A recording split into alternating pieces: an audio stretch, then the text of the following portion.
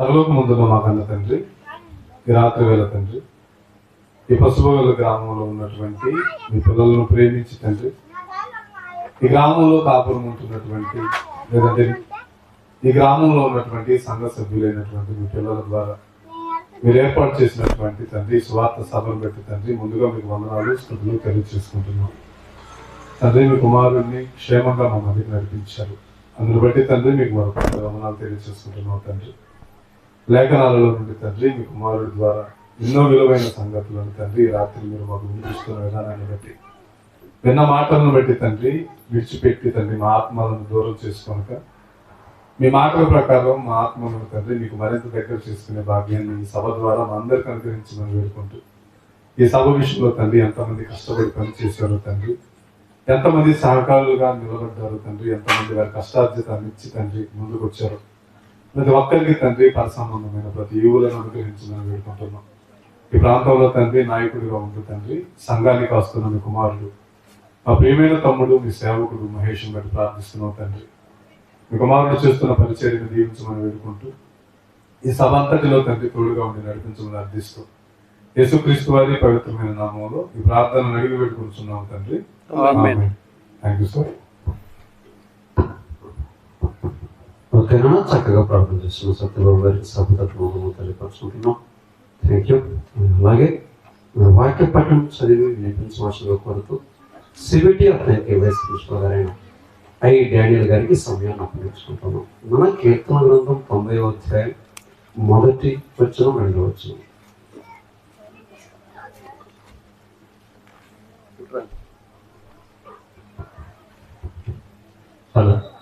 తలవప్పులు తెచ్చే తోబుట్టు బంధాలు సంచలనాత్మక ఆలోచనాత్మక ఒకరోజు ప్రార్థన సభకు చేరువచ్చిన ఈ సభ ముఖ్య వాక్యోపదేశకులు దైవజనుడు షటక్ అన్ని గారికి, అలాగే దర్శి ప్రిన్సిపల్ గారి ఏసాని గారికి, అలాగే వేదిక నడిచినటువంటి ప్రతి ఒక్క దైవజనుడికి కూడొచ్చిన మీ అందరికీ యేసుక్రీస్తు నామమున శుభములు వందనములు తెలియజేస్తున్నాను. వాక్య పని చదువుకుందామండి. కీర్తన గ్రంథం 90వ అధ్యాయం 1-2 వచనాలు. ప్రభువా, తరతరముల నుండి మాకు నివాస స్థలము నీవే, పర్వతములు పుట్టకమునపు భూమిని లోకమును నీవు పుట్టింపుకమునపు యుగ యుగములు నీవే దేవుడు. ఈ యొక్క ఇచ్చినటువంటి అధ్యక్షుల వారికి ప్రత్యేక వందనాలు తెలియజేస్తున్నాను. చక్కగా వినిపించినందుకు సభదత్వం తెలియపరుచుకుంటున్నాం. పిల్లలు మరి ఇప్పటికే సమయం లేకుండా ముందుగా చెప్పుకున్న రీతిగా అమూల్యమైన సమయం తోడుతున్నాం. దయచేసి వచ్చే వారికి వస్తున్నారు. మీరు క్రమంగా మరి ఇంకో వచ్చే వారికి మీరు స్థలం ఇచ్చే విధంగా మీరు దయచేసి ముందుకు రావాల్సినట్టు మీకు విన్నవించుకుంటున్నాం. వస్తున్నారు ఇంకో పిల్లలు. అలాగే నన్న వెనకాల వచ్చే వారికి కూర్చున్న విషయంలో కానీ ఆ స్థలం ఎవరికి ఇబ్బంది లేకుండా మరి ఆ ఏర్పాట్లలో ఏమాత్రంగా ఉండాలని కోరుకుంటూ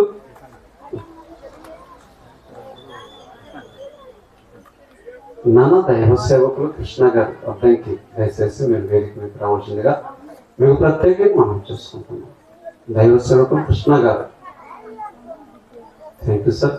ఖచ్చితంగా రావాలని ఆశిస్తూ మరి ముఖ్య సందేశానికి ముందుగా కొన్ని తొలి పలుకులుగా సిబిటి దర్శి వైస్ ప్రిన్సిపల్గా, అలాగే దేవిఆర్సి పసుపు గల కోఆర్డినేటర్ పనిచేస్తున్నాం కె మహేష్ గారికి ఈ సమయాన్ని అప్పగించుకుంటున్నాం.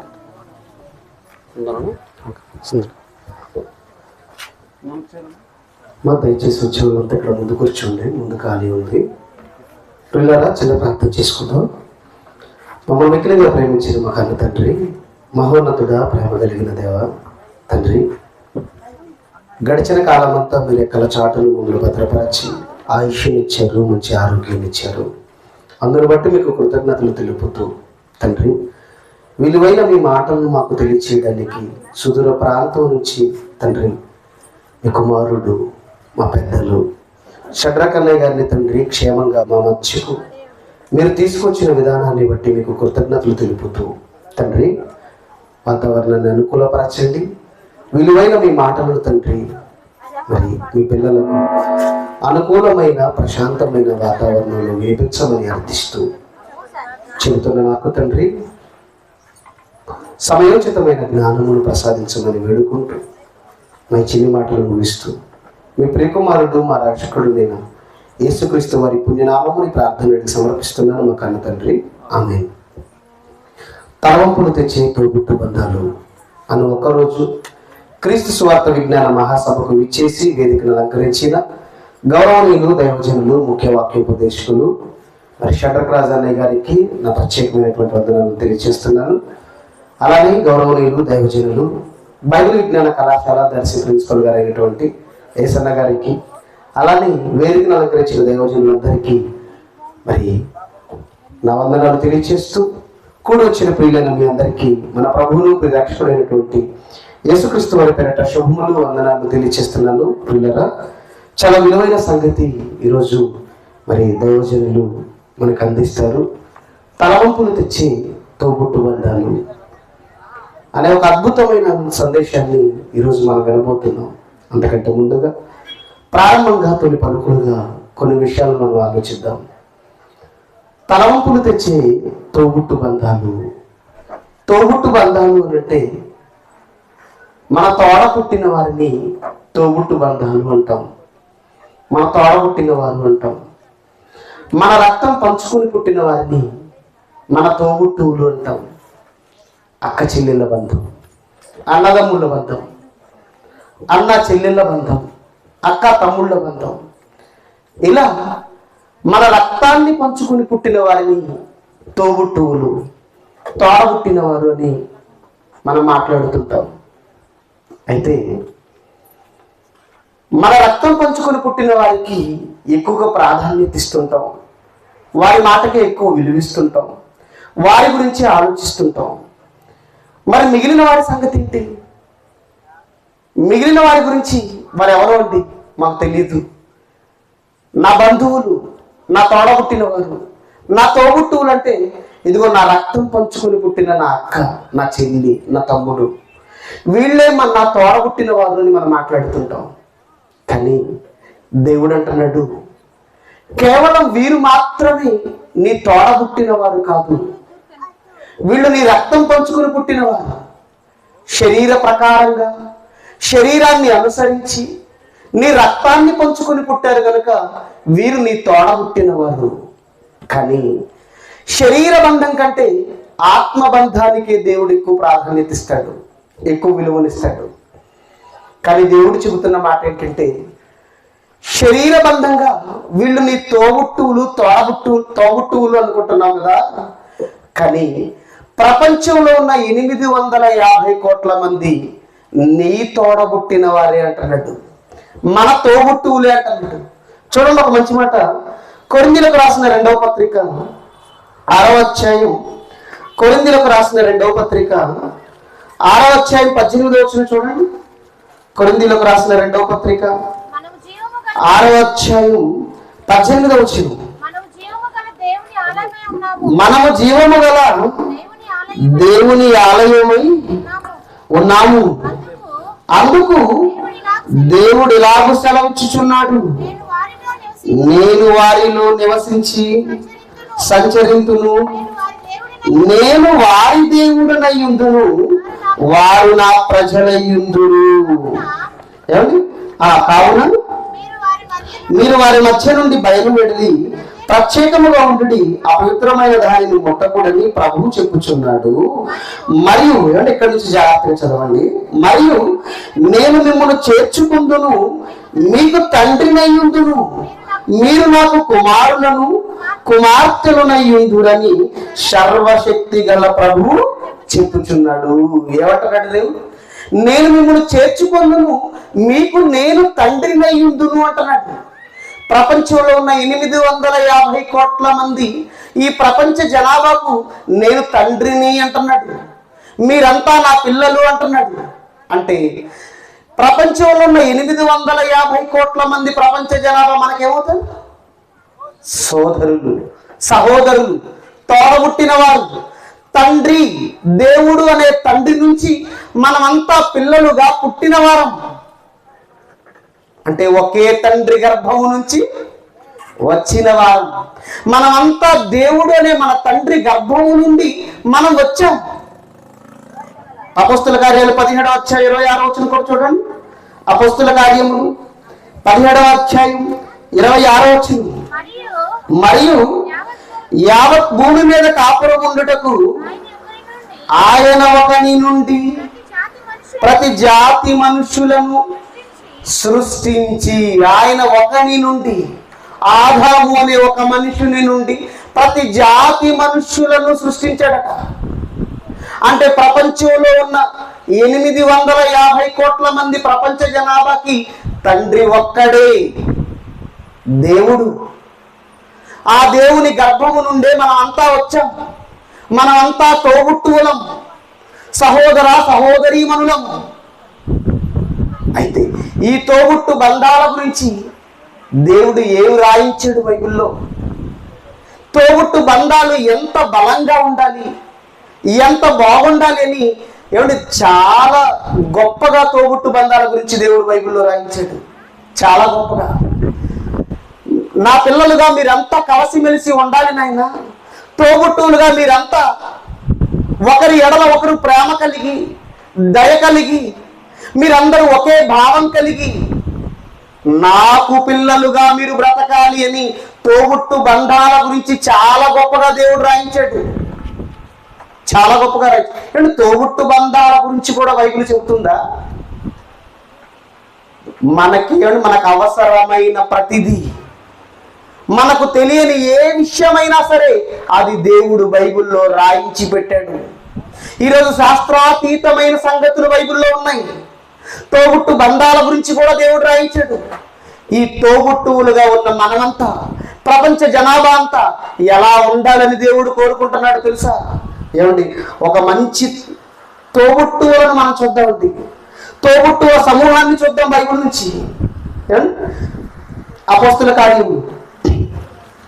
కార్యములు 4వ అధ్యాయం 35వ వచనం చూడండి. అపోస్తుల కార్యములు 4వ అధ్యాయం 35వ వచనం. ఏమండి, వారు ప్రతివానికి వాని అక్కరి కొలది పంచిపెట్టిరి కనుక వారిలో ఎవరికి నీ కుదువలేకపోయేను. ఏమండి, ఈ సందర్భం ఆదిమ సంఘం, అపోస్తులలో జరిగిన ఒక సంఘటన, ఒక సందర్భం. ప్రారంభ శతాబ్దంలో ఏమంటే ప్రారంభ క్రైస్తవ్యం ఏం చేసింది అనంటే, ఏమండి, వారి తమ చరస్థిరాస్తులను అమ్మి 2వ అధ్యాయం కూడా ఒకసారి చూడండి. ఇది అపోస్తుల కార్యములు 2వ అధ్యాయం 46వ వచనం చూడండి. ఇది అపోస్తుల కార్యములు 2వ అధ్యాయం ఏమండి 40 నుంచి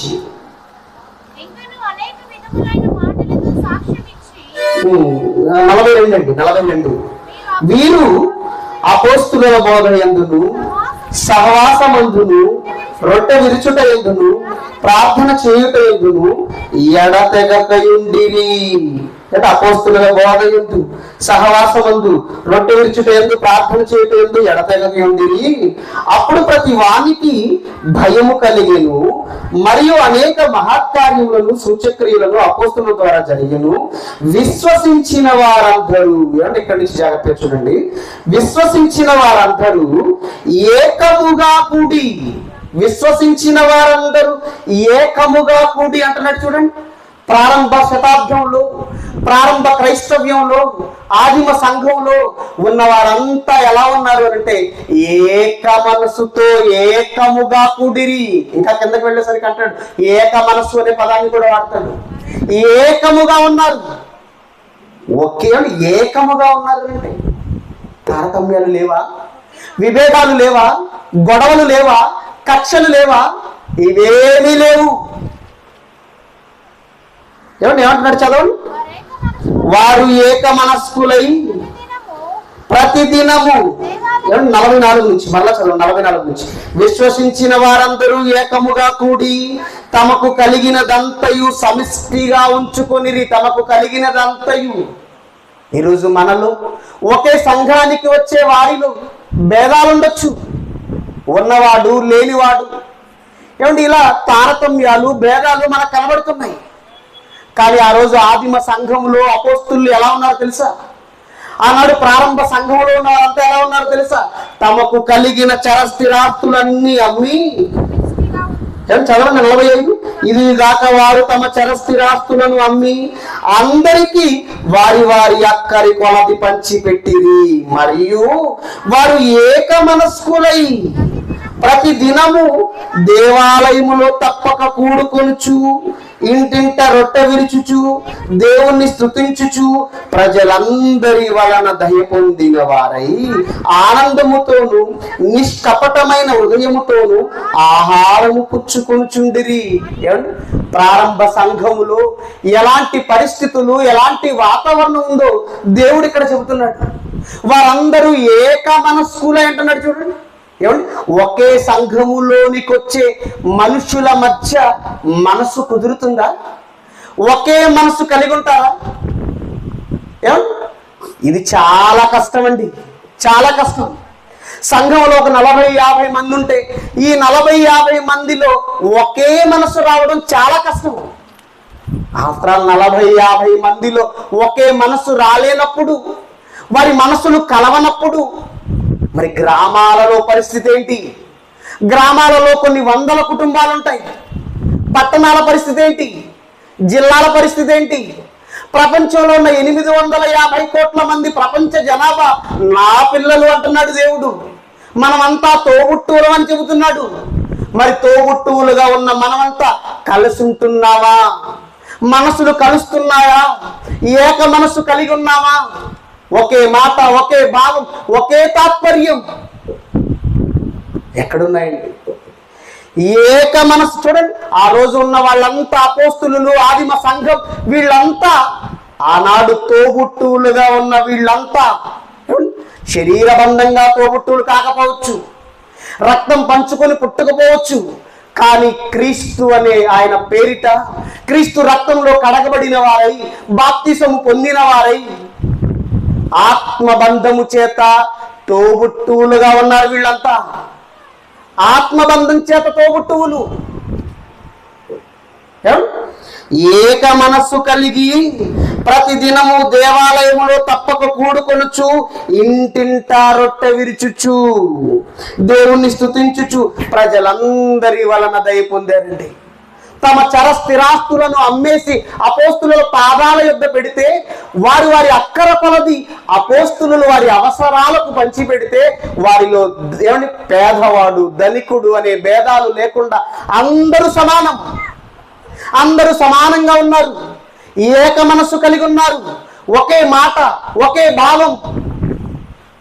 తోబుట్టు బంధాల గురించి దేవుడు ఎంత గొప్పగా రాయిస్తున్నాడండి. ఆనాడు ఆత్మబంధం అనే ఆ బంధం చేత తోబుట్టువులుగా మారిన వీళ్ళంతా ఎంత గొప్పగా ఉన్నారు చూడండి. ఆదిమ సంఘం అపోస్తులు తోబుట్టు బంధాల గురించి దేవుడు ఎంత గొప్పగా రాయించాడో తెలుసా? నీ సహోదరుని కోసం నువ్వు ప్రాణం పెట్టే స్థితికి వెళ్ళిపోవాలి అని అన్నాడు. నీ కంటిలోనున్న దూలము నెంచక, నీ కంటిలోనున్న నలుసు చూడక నీ సహోదరుని కంటిలోనున్న దూలము నువ్వు ఎలా తీస్తావు? చూడండి, బంధం బలపడడానికి ఒక మనిషిని నువ్వు ఎలా పడితే అలా మాట్లాడడానికి వీల్లేదు. ఎలా పడితే అలా మాట్లాడడానికి వీల్లేదు. మనసులు కలవాలి, ఏక మనస్సుతో రావాలి మనమంతా. ఈరోజు క్రీస్తుని నమ్మి క్రైస్తవులుగా మారి క్రీస్తుని స్వరక్షకుడని అంగీకరించి క్రైస్తవులుగా తోబుట్టువులుగా కలిసి ఉండవలసిన మనలో ఈరోజు ఎన్ని తారతమ్యాలు, ఎన్ని విభేదాలు చెప్పండి. ఆ రోజు ఆదిమ సంఘం ఎంత బాగుందండి, తోబుట్టువులుగా కలిసి ఉన్నారండి. ఈరోజు క్రీస్తుని నమ్మి క్రైస్తవులుగా మారిన వారి సంఖ్య ఎంత? సుమారుగా ప్రపంచంలో ఒక 850-900 కోట్ల మంది ప్రపంచ జనాభా అనుకుంటే అందులో సుమారుగా 400 నుంచి 500 కోట్లు క్రైస్తవులే. అంటే ప్రపంచంలో సగానికి క్రైస్తవులే. మరి సగానికి క్రైస్తవులుగా ఉన్నప్పుడు వీళ్ళల్లో వీరందరి మనస్సులు కలిసాయా? ఈ ఏక మనస్సు కలిగి ఉన్నారా? ఎక్కడో దేశం రాష్ట్రాలతో ఎందుకండి, మన గ్రామంలోనే ఎంతో మంది క్రైస్తవులుగా ఉన్నాం. కలిసి ఉంటున్నావా? అందరం కలిసి ఉంటున్నావా? ఒకే భావం, ఒకే తాత్పర్యం కలిగి ఉంటున్నావా? ఆ దేవునికి పిల్లలుగా మనం బ్రతుకుతున్నావా? నీ సహోదరుని కోసం ప్రాణం పెట్టమన్నాడు. నీ సహోదరునికి లేకపోతే ఇవ్వమన్నాడు. ఏమంటే ఒకసారి చూడండి, మొదటి యోహాను పత్రిక 3వ అధ్యాయం 16వ వచనం చూడండి. మొదటి యోహాను పత్రిక 3వ అధ్యాయం 16వ వచనం. ఆయన మన నిమిత్తము తన ప్రాణము పెట్టాను కనుక దీని వలన ప్రేమ ఎట్టిదని తెలుసుకుంటున్నాము. మనము కూడా సహోదరుల నిమిత్తం మన ప్రాణమును పెట్టబద్దులమై ఉన్నాము. మన తోబుట్టువుల కోసం అవసరమైతే మనం ప్రాణం పెట్టాలి. కానీ ఈరోజు క్రైస్తవులుగా ఉంటున్న వాళ్ళంతా ఎలా మారిపోతున్నారు? ప్రాణం పెట్టడం కాదు కదా, అది పక్కన పెట్టండి, ప్రాణం తీయకుండా ఉంటే చాలు. ప్రాణాలు తీసే స్థాయికి వెళ్ళిపోయారు. చదవండి 17వ వచనం. ప్రేమ ఎటుదో తెలుసుకుంటున్నాం, మనం కూడా మన సహోదరుల నిమిత్తం ప్రాణం పెట్టబద్దులమై ఉన్నాము. ఈ లోకము జీవనోపాధి గలవారయ్యి ఉండి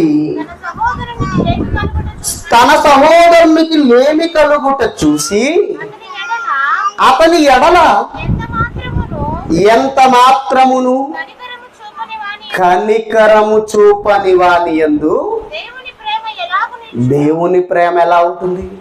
మన తోబుట్టువు, మన సాటి సహోదరుడు లేమిలో ఉన్నప్పుడు నీవు అతనికి సహాయం చేయకపోతే, పెట్టకపోతే దేవుని ప్రేమ నీలో ఎలా ఉంటుంది అంటున్నాడు. ప్రాణం పెట్టాలి అంటున్నాడు, సహోదరునికి లేమిలో ఇవ్వాలి అంటున్నాడు. ఇంకా చాలా మాటలు ఉంటాయండి బైబిల్లోకి వెళితే, చాలా మాటలు ఉంటాయి. సహోదరుల మధ్య, తోబుట్టువుల మధ్య ఎలాంటి బంధం కలిగి ఉండాలో దేవుడు చాలా గొప్పగా ఇంకా చాలా సంగతులు రాయించాడండి బైబిల్లో, చాలా సంగతులు రాయించాడు. మన సహోదరుల ఎడల ప్రేమ కలిగి ఉండాలి అన్నాడు. లేమిలో లేని వాడికి ఇవ్వాలి అన్నాడు. ఆకలితో ఉన్నవారికి భోజనం పెట్టమన్నాడు. దప్పికొనిన వారికి నీరు ఇవ్వమన్నాడు. వస్త్రాలు లేని వారికి వస్త్రాలు ఇవ్వమన్నాడు. ఇవన్నీ ఆలోచిస్తుంటే నీ సాటి సహోదరునికి సహాయపడమంటున్నాడు. సింపుల్ ఒక మాటలో చెప్పాలంటే, నీ సాటి సహోదరునికి సహాయపడండి, ప్రేమ కలిగి ఉండండి, తోబుట్టువులుగా మీరంతా కలిసి ఉండండి, ఏక మనసు కలిగి ఉండండి అని దేవుడు చెబుతుంటే ఈరోజు కలిసి ఉంటున్నామా మనమంతా అంటే లేదండి, లేదు. కులాల పేరిట విడిపోయాం, మతాల పేరిట విడిపోయాం, ఆఖరికి సంఘాల పేరిట కూడా విడిపోయాం. అంతే కదా, సంఘాల పేరిట కూడా విడిపోయాం. పలానా చోట దేవుని సభలు జరుగుతున్నాయి, దేవుని మాటలు వినబడుతున్నాయి, సుదూర ప్రాంతం నుంచి సేవకులు వచ్చారు మీకు వాక్యాన్ని చెప్పడానికి, రండి అక్కడికి వెళ్ళి కూర్చొని 4 దేవుని మాటలు వినొద్దామంటే కొంతమంది అంటున్నారు, అవి మా సంఘపు సభలు కాదు, వాటికి మేము రాము, మా సంఘపు సభలు అయితేనే మేము వస్తాం. దరిద్రం ఏంటంటే సంఘాల పేరిట విడిపోయాం అనుకుంటే ఆ సంఘాలను దేవునిని కూడా పార్టీల పేరుతో కూడా విడగొట్టుకున్నాం. అది దరిద్రం. ఒకప్పుడండి నా చిన్ననాడు దేవుని దగ్గరికి వచ్చేసరికి దేవుని విషయంలో లేకపోతే ఏదైనా ఒక చర్చి విషయంలో ఏదైనా ఒక సమస్య జరుగుతున్నప్పుడు ఇద్దరి మధ్య వాగ్వాదం జరుగుతూ నాది చెల్లాలని ఇద్దరి మధ్య తగాదా పడుతున్నప్పుడు పెద్దలుగా ఉన్నవారు ఏం చెప్పేవాళ్ళు తెలుసా? దేవుని దగ్గర ఎందుకురా మీ కొట్లాటలు, దేవుని దగ్గర ఎందుకు మీ గొడవలు, ఏదైనా ఉంటే తర్వాత చూద్దాం, ముందు దేవుని కార్యాన్ని జరిగించండి రానేవాళ్ళు. ఈరోజు కొన్ని ప్రాంతాలకు వెళుతుంటే చాలా బాధేస్తుందండి. ఒకే మనసు కలిగి ఏక మనసు కలిగిన వారే క్రీస్తును నమ్మిని క్రైస్తవులంతా తోబుట్టువులుగా కలిసి ఉండవలసిన వీరిలో ఎలాంటి విభేదాలు చోటు చేసుకున్నాయో తెలుసా? మేము ఫలానా పార్టీ, ఆ పార్టీ చర్చికి అయితేనే వస్తాం, పక్క పార్టీ చర్చికి రావు, పక్క సంఘము ద్వారా జరిగే సభలకు రావు. ఏంటండి ఇది? ఒకే మనసు కలిగి ఉండమని దేవుడు మనకు చెబుతుంటే మనం ఏం చేస్తున్నాం? సంఘాల పేరిట విడిపోయాం, కులాల పేరిట విడిపోయాం, పార్టీల పేరిట విడిపోయాం. ఎప్పుడండి మనం అంతా కలవాలి? ఎప్పుడు తోబుట్టువులుగా మనం అంతా కలిసి దేవుడు కోరుకున్న విధంగా బ్రతకాలి? ఆలోచించండి.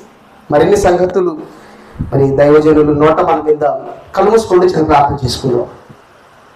మమ్మల్ని మిక్కిలిగా ప్రేమించిన మా కన్న తండ్రి, మహోన్నతుడా, ప్రేమ కలిగిన దేవ తండ్రి, కొద్ది నిమిషాలు మీ మాటలు మీ పిల్లలకు అందించారు. అన్యత భావించక చెప్పబడిన మాటలను బట్టి తండ్రి వారు ఆలోచించి గ్రహించి వారి మనసులను మార్చుకునే ధన్యతను మీ పిల్లలుగా వారికి ప్రసాదించమని వేడుకుంటూ తండ్రి తలవంపులు తెచ్చే తోబుట్టు బంధాలు అనే ఒక చక్కని అంశంపై విలువైన మీ మాటలు తండ్రి మాకు అందించబోతున్న మీ సేవకుని జ్ఞాపకం చేసుకోండి. మీ సేవకునికి అవసరమైన సమయోచితమైన జ్ఞానమును వాక్శక్తిని ప్రసాదించమని వేడుకుంటూ మా చిన్ని మాటలు ముగిస్తూ మీ ప్రియకుమారుడు మా రక్షకుడైన యేసుక్రీస్తు వారి పుణ్యనామముని ప్రార్థనకి సమర్పిస్తున్నాను మా కన్న తండ్రి. ఆమేన్.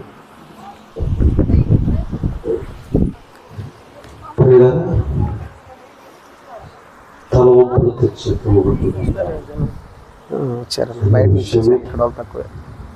నిజంగా ఇవాళ సమాజం తండ్రి దేవుడు భూమి మీద అనేక మంది సంతానం కావాలని వాళ్ళంతా కలిసిమెలిసి ఉండాలని ప్రారంభ ఆదాము తన సహకారిగా అవును నిజంగా వారి నుంచి ఎంతో సమాజాన్ని కోరుకున్నాడు. ఆయన మాట దాటటం వలన బంధాలు తెగిపోయాయి. ఆనాడు అప్పటి నుంచి చెప్పాలంటే మనిషికి మంచి సంబంధాలు లేని కారణంగా అందరూ నిజంగా ఎంత పెంచి పోషించిన తిరిగి కన్నా తండ్రికి తిరుగుబాటు చేసే దశకు మనిషి భూమి మీద వచ్చినప్పుడు ఏమైనా తన గర్భాన్ని పుట్టిన పిల్లలు కాబట్టి క్రీస్తునిచ్చాడండి. నిజంగా తిరిగి అందరినీ కలపాలని, అందరికి తండ్రిగా ఆయన ఉండాలి అని, నిజంగా మనుషుల మధ్య ఆయన ప్రేమ ఇటులో చూసుకోవాలని, ఆ బంధం పరిశుద్ధమైనదిగా ఉండాలి అని క్రీస్తుని ఇచ్చినందుకు ఇవన్నీ క్రీస్తును పొందిన సమాజం అలా ఉందో తెలియదు. క్రీస్తును అంగీకరించిన సమాజం అనగా బాగుందా?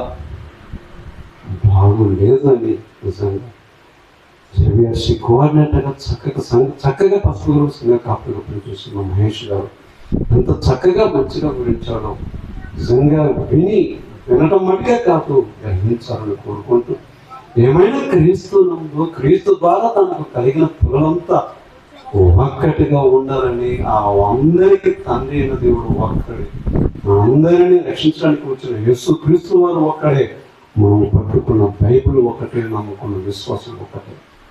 కానీ ఒక్కటిగా ఉండలేని స్థితి ఎందుకు దాపురించింది అంటే హృదయములో మనం దేవునికి చోటు ఇవ్వలేదు కనుక దేవుడు లేని చోట చక్కగా అది దుష్టుడు అవగించి ఆ బంధాన్ని బలహీనపరుస్తుందన్న ఒక మంచి నిజం గ్రహించాలని కోరుకుంటూ ఇంత మంచి మాట మనకు అందించిన మహేష్ గారికి మీరంతా ఒకసారి ఆనందంతో ఖాతాలో తెలియపరుచుకుంటున్నాం. చాలా సంతోషం. అయినా సమయం ఉంచుకుందని కాదు, కానీ మన పిల్లలు ఎంతో ఆశపడి ఎంతో విస్తారంగా ఆనందంగా దేవుడి మాటలు వినిపించాలని కోరుకున్నారు కాబట్టి కొంచెం సమయాన్ని మీరంతా మరి అంగీకరించడానికి వెచ్చించడానికి మరి అందునిమిత్తమై మరి స్త్రీల సమాజం జేబీఆర్సీ పసుపుగల్లో సంఘస్థులు ప్రత్యేకమైన పాట పట్టడానికి మాటిచ్చున్నారు. దయచేసి మీరంతా త్వరపడి వచ్చి మీకు మీరు పాడాల్సిన పాటలు వినిపించవలసిందిగా ఈ సమయాన్ని వినిపిస్తున్నాం. జేబీఆర్సీ పసుపుగల స్త్రీ సమాజం పల్లవి చరణం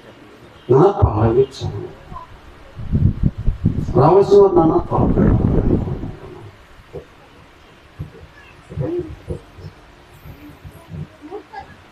మా స్నేహాన్ని కూడా రమ్మని చెప్పి మీరు వచ్చాను నాన్న, మీరు వచ్చి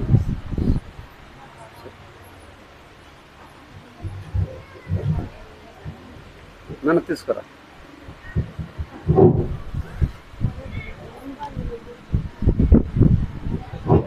ఈ ఒక్కరోజు క్రీస్తు మహాసభకు కూడి వచ్చిన మీ అందరికీ మన ప్రభువు ప్రేక్షకుడైన యేసుక్రీస్తు నామములో వందనములు. సృజనాత్మక పాటల పుస్తకం నుండి 108వ పాట పాడుకుని దేవుని నామాన్ని స్తుతించుకుందాం. నేను ప్రేత వర్షం.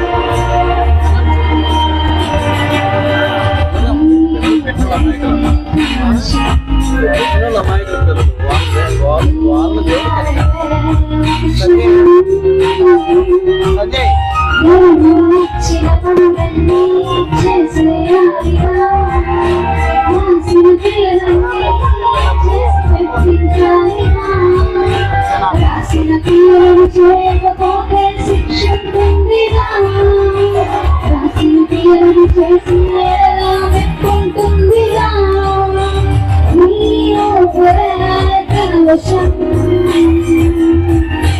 నీవే ఒక క్షణం